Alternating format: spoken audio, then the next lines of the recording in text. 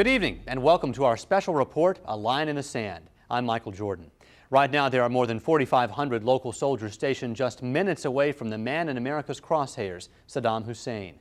They're in the desert frontier of Kuwait, the tiny Arab nation you see in red on this map, right between Iraq and Saudi Arabia. This is the very nation that thousands of Fort Stewart soldiers fought to liberate from Saddam during the Gulf War. Now Kuwait's desert is a huge training ground and a staging area for any new attack to disarm his regime in Baghdad. Recently I spent several days in the desert with our soldiers. Tonight I'll give you a first-hand look at how they train for war and how they cope with the many sacrifices required for life in the desert, far from home and close to danger. It's the M1A1 Abrams main battle tank. The 120mm gun on each tank packs a huge punch that can reach miles away and knock out enemy tanks and troops. But in order to hit what they're aiming at, tankers first have to align their barrels in a process called bore sighting. All right, are you watching my hand? Come up. Stop. Down. Come down. After you shoot so many rounds, the heat will make the gun out of alignment, gun tube droop. It's gonna take forever, man. Yeah. After the soldiers of 464 Armor's Charlie Company got their barrels aligned, they sent rounds flying toward the targets. And master gunners used sights to make sure they were shooting straight. Hang it! Oh! You're looking at the Army in action. Damn, bro, I can still see it. I can still see it too. Fort Stewart soldiers firing real weapons at targets just a few miles from Iraq.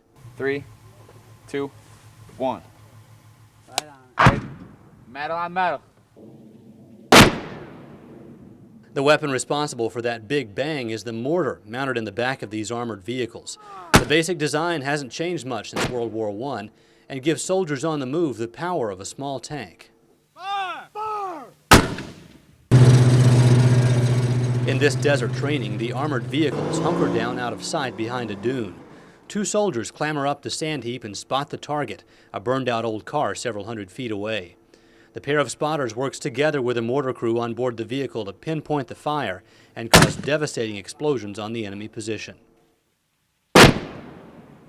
Take a look at this. These troops are actually pounding on C4 plastic explosive. Now it's not dangerous because that C4 will only explode if the soldiers apply pressure and heat. This huge blast is the result when they do.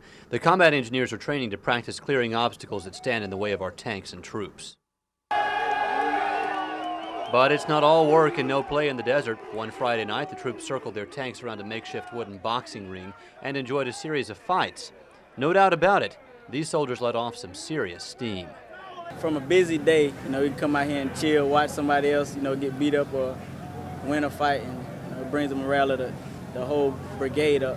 It seemed like that was a good signal in here tonight. Thanksgiving Day began for local soldiers like any other day in the Kuwaiti desert with hard work. As Sergeant Jason Radcliffe's unit prepared its tanks for training, Radcliffe showed me pictures of his family. The most beautiful baby girl in the world. Who'd be enjoying a big meal in Richmond Hill later on the other side of the world. Turkey, ham, potatoes, yams, gravy, cherry pie, pumpkin pie, you name it. The holiday continued like many other days too, with waiting. Soldiers stood in line outside dining halls to get the biggest meal of the year. We're gonna say grace, so when you get your plate, sit down and wait for the chaplain to say grace, okay? By day. Thank you for the freedom we enjoy. We thank you for the families that we can miss. And we thank you for all things. May this food be blessed to our bodies. Amen. Amen. Commanders doled out heaping helpings of Thanksgiving feast. Just don't tell your mom I outdone her this year. And soldiers raised glasses of grape juice as they enjoyed the meal. A toast, no mercy. No mercy. Got pumpkin pie, just like Mom makes. Hey, this meal is fantastic. It's almost as good as being at home. Delicious. Everything so far is very yummy. Right now I'm getting into these yams, my favorite. Pretty good. You can reach me by caravan, cross the desert like an Arab man. Of course, the one thing that will keep Kuwait from ever feeling quite like home is the absence of families and loved ones. An absence felt most painfully on special days like this. But soldiers say they have a family here, too. It brings a sense of togetherness with the soldiers. You know, we all have different MOSs in our daily activities, but with this meal, we all come together as one. I don't care how you get here, just get here if you can.